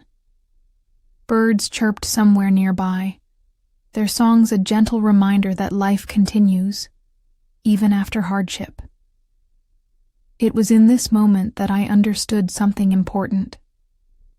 Survival was not just about getting through the bad times. It was about embracing the good moments that follow. It was about finding joy in the little things, even when the past still whispered its sad stories. I smiled again, this time with a deeper sense of peace. I thought about the people who had once doubted me, who told me I was too fragile to travel alone, too weak to make decisions for myself. Their words no longer had power over me. I had found a strength they could not see, and I would show it to them, not with anger or bitterness, but with calm confidence. I began to make small plans for the future, plans that honored my needs and my dreams. I wanted to travel, yes, but also to write, to paint, to connect with others who understood the journey of healing. This new day was a chance to rewrite my story. I thought about the postcard I had sent from my yacht, a simple gesture that said so much more. It was my way of telling the world that I was still here, still vibrant, still alive, not defined by my past or by anyone's doubts. I knew there would be challenges ahead. Healing is never a straight path. Sometimes it feels like taking 2 steps forward and 1 step back. But I was ready to face whatever came next. I had learned to trust myself, to listen to my heart and my instincts, to choose peace over conflict, kindness over anger, and love, especially self-love, above all else. I looked at my reflection in the mirror and saw a woman who had been through much but had not been broken. A woman who had grown stronger with every tear and every difficult choice. That woman was me, and she was ready to live fully. The day stretched ahead of me like a blank canvas. I held the brush in my hand, ready to paint the colors of my new life. She smiled, not because she forgot him, but because she survived.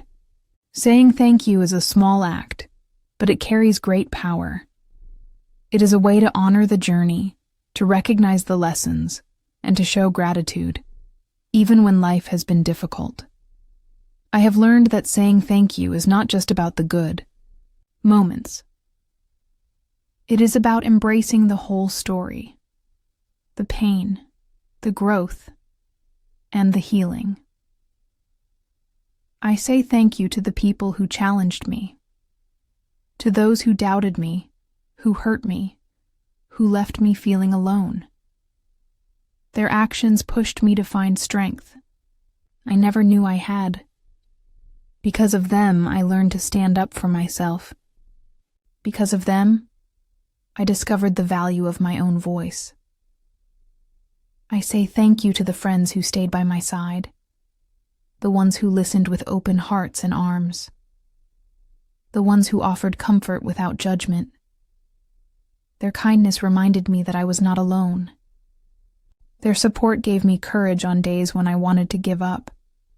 I say thank you to my family. Even when our relationship was difficult, even when love was complicated and words were left unsaid, they shaped who I am, and for that, I am grateful. Not for the pain, but for the chance to grow beyond it. Most importantly, I say thank you to myself, for the patience to heal, for the courage to choose me, for the love I finally gave myself. This gratitude is a gift I carry with me every day. It helps me to see beauty in the small moments, the way sunlight filters through the curtains in the morning, the quiet sound of rain on the roof at night, the smile of a stranger, the warmth of a kind word. Gratitude turns ordinary days into blessings. It is a light that guides me through dark times. I have learned that life is a mixture of joy and sorrow, hope and fear, strength and vulnerability. And it is in accepting all of these that we find peace. Saying thank you is also a way of releasing the past, letting go of bitterness and regret, making space for new beginnings. When I reflect on my journey, I do not see just a story of hardship. I see a story of resilience, transformation, and love. Every tear I shed watered the seeds of a stronger self. Every difficult moment was a step toward freedom. I am grateful for the lessons I have learned, for the chance to grow into the woman I am becoming, and for the hope that fills my heart each morning. Saying thank you is an act of kindness, not only to others, but to myself. It reminds me to be gentle, patient, and loving, to celebrate every small victory, to keep moving forward with hope and courage. So today I say thank you to my past, my present, and my future. Thank you for the strength to survive. Thank you for the wisdom to grow. Thank you for the love that never ends. Forgiveness is one of the hardest gifts to give, especially to oneself. For many years, I carried heavy burdens inside me. Regrets, mistakes, and moments when I thought I had failed. I blamed myself for things that went wrong. I wished I could change the past. But I learned that holding on to guilt only keeps pain alive. It weighs on the heart and steals the joy of the present. So I made a decision to forgive myself. It was not easy. It took time, patience, and many quiet moments of reflection. I had to face the truth honestly. Every painful memory, every choice I regretted. I allowed myself to feel the sorrow and disappointment without pushing it away. I accepted that I am human, and humans make mistakes. I reminded myself that forgiveness is not about forgetting. It is not about saying what happened was okay. It is about freeing my heart from the chains of blame and anger. I began by speaking softly to myself, as if comforting a dear friend. I am sorry you hurt. I am sorry you did not have the strength before. I forgive you. These words felt strange at first. They touched deep wounds that I had hidden for too long. But slowly, they began to heal me. I also forgave myself for expecting too much, for trying to be perfect in a world that is imperfect, for believing that my worth depended on what others thought. Forgiving myself meant embracing all parts of who I am, the good and the flawed. It meant loving myself enough to move forward with kindness and hope. I found peace in knowing that my past does not define me, that I can grow stronger every day no matter what has happened. This forgiveness gave me a new kind of freedom, a freedom that allowed me to breathe deeply and live fully. I no longer carried the weight of self-judgment everywhere I went. Instead, I carried a gentle understanding that I deserve love and happiness, just like anyone else. Forgiving myself helped me to heal my relationships too. I became more patient and compassionate with others. I saw that they too struggle with their own mistakes and regrets. It taught me that forgiveness is a circle. When I forgive myself, I am better able to forgive others. And that brings peace not only to me, but to those around me. Every morning, now I start my day with a quiet promise: to be gentle with myself, to remember that I am doing my best, to carry forgiveness as a light that guides my way.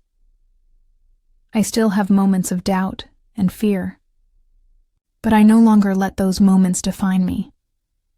I remind myself that forgiveness is a journey, not a destination. And with every step I take, I become more whole. I forgive myself for the past, for the pain, for the times I felt lost. And in that forgiveness, I find my true strength. Freedom is a feeling that grows quietly inside you, like a soft wind brushing through your soul. It is not about running away or escaping problems. It is about finding peace within yourself, no matter what life throws your way. For many years, I did not feel free. I was trapped by fear, by other people's expectations, and by my own doubts. I believed I had to live up to certain rules, to be a certain way, to act a certain way. But those rules were chains disguised as promises. Then, one day, I made a choice to break free from those chains. I started with small acts of rebellion, things that seemed simple but felt powerful. I walked barefoot in my garden, feeling the earth beneath my feet. I danced slowly in my living room, letting the music move through me. I spoke my truth gently but clearly to those around me. Each small act was a step toward freedom. I realized that freedom means more than just physical movement. It means emotional release. It means shedding the weight of worry, regret, and fear. I remembered a time when I was a child, running through fields without a care. That joy was still inside, me, waiting to be found again. I gave myself permission to feel alive, to laugh, to cry, to dream. I stopped apologizing for who I was. I stopped hiding my feelings, or shrinking to fit into others' expectations. Freedom means accepting myself fully, the good parts and the imperfect parts. It means loving myself even when I make mistakes. It means trusting my instincts and standing up for my needs. I am free to make choices that honor my heart. I am free to say no when something does not feel right. I am free to pursue my passions, even if they are different from what others expect. This freedom is not a loud shout. It is a quiet strength that grows with every day. Sometimes, I still feel fear creeping in, fear of judgment, fear of failure. But now, I meet that fear with kindness. I remind myself that freedom is a journey, not a perfect state. I have learned to be patient with myself, to celebrate every moment of courage, no matter how small. Being free means walking barefoot on the earth and feeling connected to life. It means dancing in the rain without caring what others think. It means breathing deeply and knowing that I am enough. I look at the woman I see in the mirror now, her eyes shining with quiet confidence, her smile soft but real. She is a woman who has fought hard for her freedom, a woman who has learned to love herself through the storms. Freedom is her gift to herself. I hope that by sharing my story, others will feel inspired to find their own freedom. No matter what challenges you face, there is a light inside you waiting to shine. You are free too, free to be yourself, free to love, free to live fully. This freedom is a treasure, one that grows with every step you take on your own path. I'm free, and that freedom is the greatest blessing I have ever received. For many years, I wandered through life like a lost traveler. I was searching, though I did not always know what for. I tried to fit into roles that others had written for me. I listened to voices that told me who I should be. But now, after all the pain and the healing, I finally know who I am. I am not defined by my past mistakes or the judgments of others. I am not the sum of my failures or my regrets. I am a woman who has lived, who has loved, who has learned to stand tall. Knowing who I am means understanding my worth. Not because someone else said so, but because I have claimed it for myself. It means seeing my strengths clearly and accepting my weaknesses gently. I am a mosaic of experiences, each one adding depth and color to my soul. The joyful moments, the painful ones, the times I felt invisible, and the times I shone brightly. All of these make me whole. I know who I am because I have faced my fears. I have looked into the mirror of my heart and held my own gaze without turning away. I have met my shadow and embraced my light. This self-knowledge is a quiet power. It does not boast or demand attention. It simply exists, steady and true. I know I am resilient. I have survived storms that threatened to break me, and I have grown stronger with every challenge. I know I am worthy of love. Not perfect love. No such thing exists. But real, imperfect love that accepts me fully. I know I am capable of kindness. To others, yes, but most importantly to myself. I am learning to speak gently to my own heart. I know I am free. Free from the chains of others' expectations. Free to walk my own path, no matter how winding it may be. I know who I am because I have chosen to be honest, with myself and with those around me. I have learned that truth is the foundation of all growth. This journey of self-discovery has not been easy. There were times when I wanted to give up, times when doubt clouded my vision and sadness weighed heavy on my soul. But through it all, I kept moving forward, step by step, day by day. Now, when I wake each morning, I feel a quiet joy.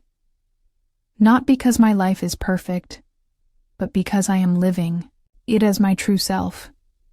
I no longer need the approval of others to feel whole. Their opinions may still come and go, but they no longer shake my core.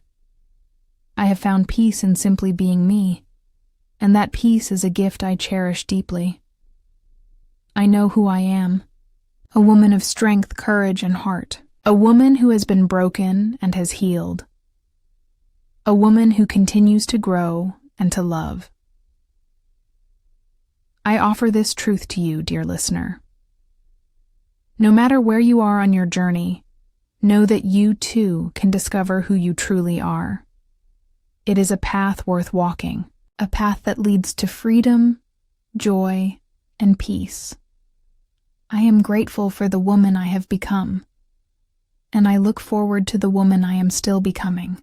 As I sit here now, looking out over the calm water and feeling the gentle breeze, I realize that my story has come to an end. Or perhaps it has simply reached a new beginning. I want to speak directly to you, my listener, because this story is not just mine. It is a story about all of us, about the pain, the hope, and the strength that lives inside every human heart. When I began this journey, I was a woman weighed down by doubt and fear. I felt small, invisible, and trapped by the expectations of others. I thought I was too frail to travel alone, too fragile to stand up for myself, and too weak to change the course of my life. But I learned something very important. Strength does not come from others. It comes from inside us. It grows slowly, like a tiny seed pushing through the soil, reaching for the sun. If you are listening to my story today, maybe you feel that same weight. Maybe you believe that you cannot be free or strong. Maybe you feel lonely or lost. I want you to know something. You are not alone. No matter where you are, what you have faced, or how dark your path may seem, there is a light inside you waiting to shine. I want to share with you the lessons I learned along the way. These lessons saved me. They helped me become the woman who is speaking to you now. Perhaps they will help you too. The first lesson is this: trust yourself. For so long, I listened to others and doubted my own feelings. I thought that my instincts were wrong or that my voice did not matter. But your feelings are important. Your voice deserves to be heard. When you listen carefully to your heart, it will guide you through the storm. Trust that inner voice, even when others try to tell you different. The second lesson is about patience. Healing and growth do not happen overnight. They are slow, gentle processes. I wanted to rush my own healing. I wanted to forget the pain quickly and move on. But life taught me that it is okay to take small steps. It is okay to rest when you need to. Be patient with yourself. Every little step forward is a victory. The third lesson I want to share is the power of forgiveness. This is not always easy. Forgiving others, and especially forgiving yourself, can feel impossible. I struggled with guilt and regret for a long time, but holding on to those feelings only kept me tied to the past. Forgiveness is a gift you give yourself. It is the key to freedom. When you forgive, you open the door to peace and joy. Another important lesson is to choose yourself. For many years, I put others before me. I thought that my needs were not important. I believed that love meant sacrifice without limits. But real love begins with self-love. You cannot pour from an empty cup. Choosing yourself means setting boundaries. It means saying no when you need to. It means caring for your body, mind, and spirit as if you were your own best friend. I also learned the value of letting go. letting go of people who do not support you, letting go of dreams that no longer serve you, letting go of fear and doubt. This was one of the hardest lessons, but letting go is not giving up. It is creating space for new beginnings. It is opening your heart to what is possible. I hope my story shows you that even when others say you are too frail or too weak, you can find your own strength. You can break free from what holds you back. You can travel your own path, whether that is across the world or deep inside your own heart. You might feel afraid sometimes. I certainly did. But fear is not a sign to stop. It is a sign to move carefully and courageously. Take one step at a time. You do not need to see the whole path. Just keep moving forward. I want to remind you to cherish the small moments, the gentle breeze, the warmth of the sun on your face, a kind word from a stranger, a smile from a loved one. These moments are threads that weave a beautiful life. Sometimes we are so focused on the big picture that we forget to appreciate the simple joys around us. Please, remember that you are worthy of love and happiness, just as you are. You do not need to change yourself to fit someone else's idea of who you should be. Your unique story, your voice, your heart, these are your greatest gifts. If you ever feel lost, come back to yourself. Sit quietly, breathe deeply, and listen to your heart. It will tell you what you need to hear. Thank you for listening to my story.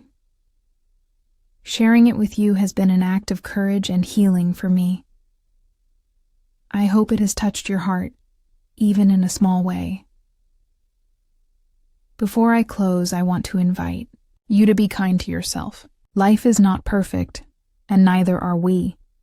But we are always growing, always learning, always becoming who we are meant to be.